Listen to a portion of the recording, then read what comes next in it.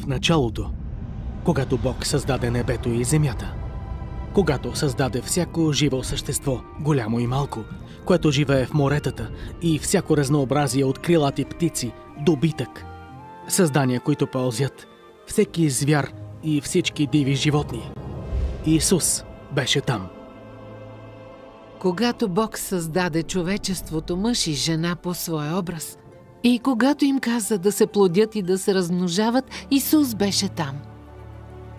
Исус беше с Бог и Той беше Бог, и нищо не е създадено без Него. Когато първите мъж и жена бяха измамени от змията и не се подчиниха на Бог, грехът и смъртта влязоха в света и човечеството бе отделено от Бог. Но Бог обеща, че един ден ще се роди дете, което ще смаже главата на змията. Това дете щеше да бъде Исус. След време Бог сключва завет с един праведен мъж на име Авраам. Той му обещава, че бъдещото потомство на Авраам ще благослови всеки народ на земята. Това потомство щеше да бъде Исус.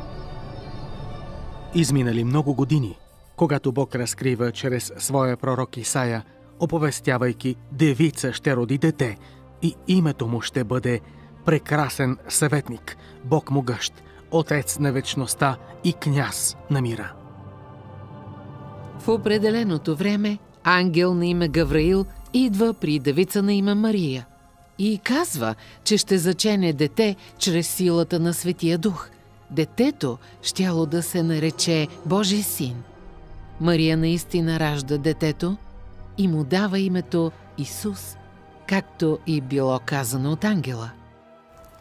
Ангел се явява и на овчари, които пасяли стадата си през нощта, и им казва, че във Витлеем се е родил Спасител. Овчарите щели да намерят детето повито в пелени, лежащо в ясла. Когато Исус е на около 30 години, той е кръстен във вода от мъж на име Йоан. И Божият дух слиза върху Исус във вид на гълъб. Бог проговаря от небесата, казвайки: „Това е моят възлюбен син, в когото е моето благоволение.“ Исус получава за Бога с мъдрост и разбиране. Той изцелява болните, нахранва множествата, изгонва демони и дори възкресява мъртвите. Исус направи всички тези неща с любов, за да насочи хората обратно към Бог, своя баща, създателя на всичко. Но неговите собствени хора го презират. Той е арестуван, оплют и бит без причина. На главата му е поставен трънен венец. Когато римските власти предлагат да освободят Исус, собственият му народ го отхвърля. Те настояват той да бъде прикован на кръст и така римски управител на име Понтий Пилат осъжда Исус на разпятие. Исус е принуден да носи кръста си по хълм, наречен Голгота. Тогава ръцете и краката му са приковани към този кръст и той е оставен да умре заедно с двама крадци.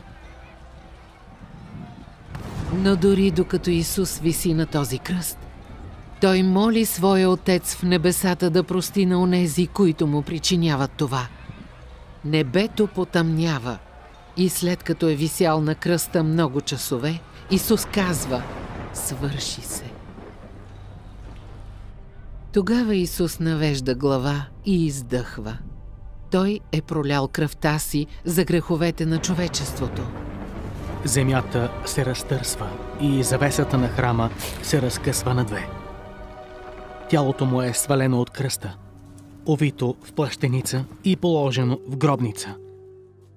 Голям камък е поставен пред входа й, а римски стражи стоят отпред на пост.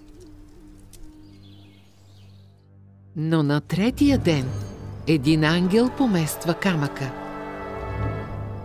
Исус е възкръснал от мъртвите. 40 дни той се явява на тези, които са го следвали и призовавали името му, Исус поучава своите последователи за небесното царство и им казва да не се страхуват, а да разкажат на света всичко, което са видели и чули. Исус обещава, че всеки, който повярва и призове името му, ще бъде спасен и ще бъде наречен Божие дете. Тогава Исус се възнася, завръщайки се при своя Отец в небесата. Защото Бог толкова възлюби света, че даде своя единороден син Исус, така че всеки, който вярва в Него, да не погине, но да има вечен живот. Защото Бог не изпрати Исус на света, за да го осъди, но за да бъде светът спасен чрез Него. Исус каза, че Той е единственият път обратно към Бог. Той е пътят, истината и животът. Никой не може да дойде при Бог Отец, Създателя на всичко, освен чрез Исус. Божият дар е вечен живот чрез Неговия Син Исус, но тези, които не вярват, ще бъдат осъдени, защото наказанието за греха и прегрешението е смърт. Всички сме съгрешили и сме извършили зло, а Исус предлага прошка на всичките ни грехове. Няма грях, който Той да не може да прости, но трябва да молим Исус да ни прости. Бог не желае никой да погине, а всички да се покаят. Трябва да призовем името Му и да вярваме в Него с цялото си сърце. И сега това послание на Исус трябва да се споделя с всеки човек и всеки народ по целия свят. Исус ще дойде отново и в този ден небето ще потъмнее, огън ще падне от небето и земята ще се разтресе. Облаците ще се разтворят и Исус ще се върне с сила и голяма слава, предвождайки небесните воинства, за да съди целия свят. Тези, които са призовали името на Исус, ще влязат в рая и ще бъдат с Исус за вечността. Той ще направи всичко ново. Той ще премахне всички сълзи, мъка и срам. Но онези, които са отхвърлили името Му и не са повярвали в Него, ще бъдат осъдени завинаги. Исус каза: тясна е портата, която води към живот, но широки са портите, които водят към погибел. Сега трябва да решиш. Ще повярваш ли с пълно доверие в Господ Исус Христос и ще приемеш ли този безплатен дар на спасение?